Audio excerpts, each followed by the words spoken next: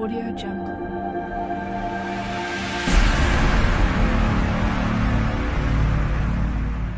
Audio Jungle. একবার ভাবুন, মরুভূমির তপ্ত বালুতে এক সাপ রোদে পুড়ে যাচ্ছে, তার শরীর জ্বলে যাচ্ছে, কিন্তু তার হৃদয় জ্বলছে আরেক আগুন। সেই আগুন নবীর প্রেমের আগুন। আল্লাহর প্রিয় রাসূল হযরত মুহাম্মদ সাল্লাল্লাহু আলাইহি ওয়াসাল্লামের নাম শুনে সে কাঁপছে, সে কাঁদছে। সে আর সাপ নয়, সে এক প্রেমিক যা আল্লাহর পথে ফিরে আসছে। নবীর রহমতে তার পাপ গলে যাচ্ছে। এই কাহিনী শুনলে আপনি বুঝবেন, ভালোবাসা শুধু মানুষের নয়, ভালোবাসা আল্লাহ সৃষ্টি প্রতিটি হৃদয়ে আছে। আর যে নবীজির প্রেমে কাঁদতে পারে সে কখনো একা নয়, কারণ নবীজির দোয়া আজও তার উম্মতের চারপাশে ঘুরে বেড়ায়। নবী করিম সাল্লাল্লাহু আলাইহি ওয়াসাল্লামের পবিত্র দরবারে সেই সাপের মৃত্যু ঘটল, কিন্তু ঘটনার পর মদিনার মানুষজন স্তব্ধ হয়ে গেল। সাহাবীরা অবাক হয়ে একে অপরের মুখের দিকে তাকাতে লাগলেন, কারণ তারা দেখলেন নবী করিমের চোখে অশ্রু। নবী করিম বললেন, তোমরা জানো কি, এই সাপ ছিল এক সময় অহংকারে, কিন্তু আল্লাহর ভয় এবং নবীর প্রেম তাকে এমন স্থানে নিয়ে এসেছে যেখানে ফেরেশতারাও বিস্মিত। রাসূলুল্লাহ বললেন, আল্লাহ কোরআন ইরশাদ করেন, নিশ্চয়ই আল্লাহ সেই বান্দাকে ভালোবাসেন যে পাপের পর তওবা করে এবং নিজেকে পরিশুদ্ধ রাখে। এই আয়াতের ব্যাখ্যায় বলা হয় যে আল্লাহর দরবারে তওবার কোনো জাতি বা প্রজাতি নেই। আল্লাহর রহমত এমন যে তিনি চাইলে একটি পাথরকেও তার স্মরণে নড়াচড়া করাতে পারেন। সেই ঘটনার কথা শুনে এক তরুণ সাহাবী বললেন, হে আল্লাহর রাসূল, আমরা তো মানুষ, আমাদের হৃদয় আছে, অনুভব আছে, কিন্তু একটি সাপ যদি আপনার প্রেমে পড়ে তবে আমাদের জন্য কি শিক্ষা রয়েছে? নবী করিম বললেন, শিক্ষা এই যে তোমরা যেন আল্লাহ ও তার রাসূলের ভালোবাসাকে কখনো হালকা মনে না করো। কারণ কোরআনে আল্লাহ বলেন, যদি তোমাদের পিতা, তোমাদের সন্তান, তোমাদের সম্পদ, তোমাদের ব্যবসা, তোমাদের ঘরবাড়ি আল্লাহ ও তার রাসূলের ভালোবাসার চেয়ে বেশি প্রিয় হয়, তবে আল্লাহর শাস্তি অপেক্ষা করছে। নবী করিম বললেন, সেই সাপ যে ভালোবাসা দেখিয়েছে তা শুধু একটি প্রাণীর নয়, বরং প্রতিটি সৃষ্টি আল্লাহর নূরের অংশ, এবং যে সেই নূরকে চিনে নেয় সে আল্লাহর পথে ফিরে আসে। সেই সাপ তার অহংকার ত্যাগ করে নবীর দোয়ার আশ্রয়ে এসেছে, আর আল্লাহ তাকে ক্ষমা করেছেন। যেমন কোরআনে আল্লাহ বলেন, আমার রহমত সবকিছুকে পরিবেষ্টন করেছে। রাসূলুল্লাহ বললেন, তোমরা কি জানো যে এই মরুভূমির বালুকণাও আল্লাহর প্রশংসা করে? তোমরা তা শোনো না, কিন্তু তারা আল্লাহর নাম স্মরণ করে। প্রতিটি গাছ, প্রতিটি পাথর আল্লাহর নাম বলে। তাহলে যদি সাপও আমার নাম শুনে নরম হয়, তবে তোমরা কেন তোমাদের হৃদয় শক্ত রাখবে? এই কথাগুলো শুনে সাহাবীরা কেঁদে ফেললেন। নবী করিম বললেন, ভালোবাসা মানে শুধু মুখে দরুদ পড়া নয়, বরং ভালোবাসা মানে আল্লাহর আদেশে জীবনকে বদলে ফেলা। সেই সাপ তার জীবনের অর্থ খুঁজে পেয়েছিল আমার দোয়ার মাধ্যমে, আর তোমরা পাবে কোরআনের মাধ্যমে। এরপর নবী করিম বললেন, কোরআনে বলা হয়েছে, নিশ্চয়ই যারা আল্লাহর প্রতি বিশ্বাস রাখে এবং সৎ কাজ করে তাদের জন্য থাকবে জান্নাতের বাগান, সেখানে তারা চিরদিন থাকবে। এই আয়াত শুনে সাহাবীরা বললেন, হে আল্লাহর রাসূল, আমরা চাই সেই সাপের মতো আপনাকে ভালোবাসতে। নবী করিম বললেন, ভালোবাসা মানে আল্লাহর আদেশ মানা, সালাত আদায় করা, অন্যের প্রতি দয়া করা এবং কোনো প্রাণীকে কষ্ট না দেওয়া, কারণ আল্লাহর কাছে প্রতিটি প্রাণ মূল্যবান। এরপর নবী করিম কার হাত তুলে দোয়া করলেন, হে আল্লাহ, এই মুমিনদের হৃদয়ে সেই সাপের মতো নিষ্ঠা দাও, যেন তারা তোমার ভালোবাসায় জীবন কাটায় আর তোমার রাসূলের আদর্শে মৃত্যুবরণ করে। সেদিন মসজিদে নববীতে নেমে এসেছিল অদ্ভুত এক প্রশান্তি। বাতাসে সুগন্ধ ছড়িয়ে পড়েছিল। সাহাবীরা বলল, আজ মনে হচ্ছে ফেরেশতারা নেমে এসেছে। নবী করিম বললেন, এটা আল্লাহর রহমতের নিদর্শন যে আজ এক প্রাণীর মৃত্যু আমাদের জন্য হয়ে গেল শিক্ষা।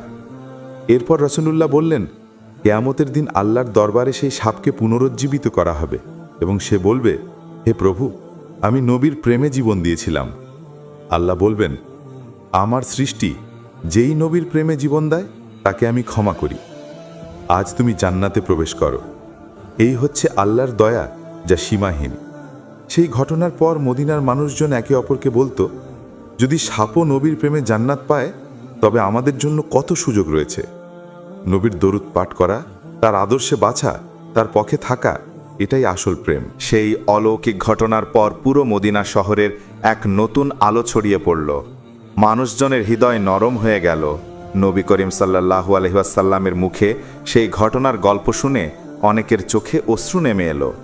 নবী করিম বললেন, আল্লাহ সেই বান্দাকে ভালোবাসেন যে তওবা করে আর তার রাসূলকে ভালোবাসে।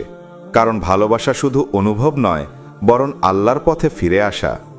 মদিনার শিশু, বৃদ্ধ, নারী সবাই সাপের কাহিনী শুনে বিস্মিত হয়ে গেল। কেউ বলল, আমরা তো মানুষ, আমাদের তো বুদ্ধি আছে, হৃদয় আছে। আমরা যদি নবীর মতো কাউকে ভালোবাসতে না পারি তবে আমাদের হৃদয় পাথর হয়ে গেছে। নবী করিম বললেন, কোরআনে আল্লাহ বলেন, নিশ্চয়ই কঠিন হৃদয়ের মানুষের জন্য ধ্বংস রয়েছে, কারণ তারা আল্লাহর স্মরণে কাঁদে না, আর নরম হৃদয়ই আল্লাহর কাছে প্রিয়। সেদিন নবী করিম সাল্লাল্লাহু আলাইহি ওয়াসাল্লাম মসজিদে বসেছিলেন। সাহাবীরা তার চারপাশে একত্রিত ছিলেন। নবী করিম বললেন, তোমরা জানো সেই সাপের মৃত্যুর পর আল্লাহ আমার কাছে ওহী পাঠিয়েছেন, যাতে আমি তোমাদের শিক্ষা দিতে পারি যে আল্লাহর পথে কেউ তাওবা করলে সে কখনো অপমানিত হয় না, বরং আল্লাহ তাকে মর্যাদা দেন।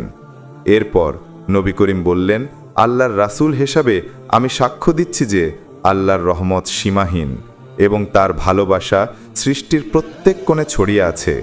এমনকি একটি প্রাণীও যদি ভালোবাসায় নিজেকে সঁপে দেয় তাও আল্লাহর দরবারে কবুল হয়।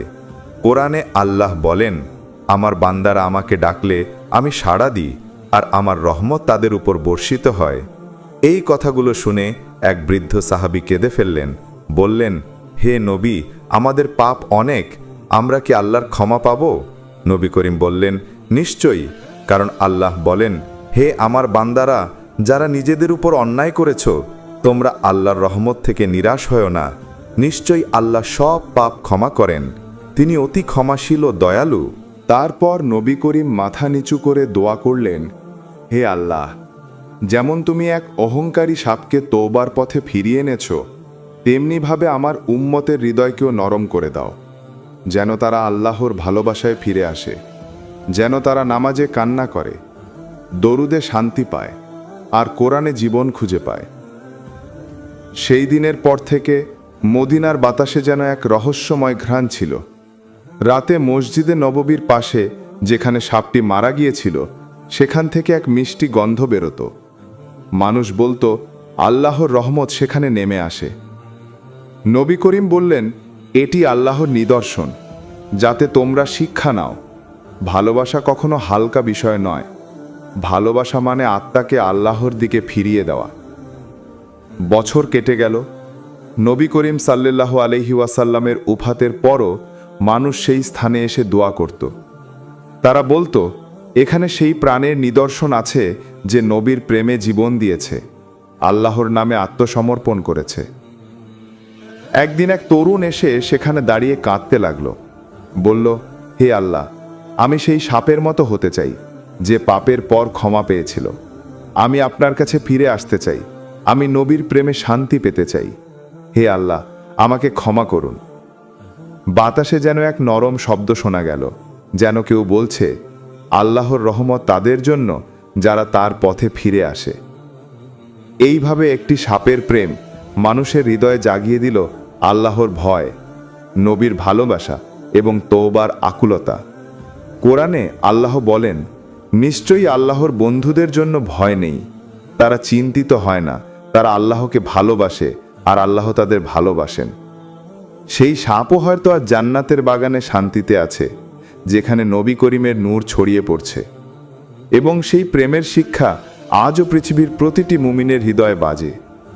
আল্লাহ ও তার রসুলের ভালোবাসায় যে জীবন কাটায় সে কখনো একা নয়, কারণ ভালোবাসাই আল্লাহর সবচেয়ে বড় রহমত।